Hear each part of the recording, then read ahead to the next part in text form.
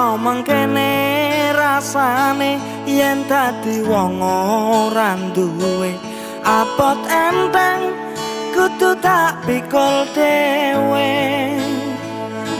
Mangkat kerja numpak motor mlakune dadak diengkol merga busi kotor lan akine wis tekor.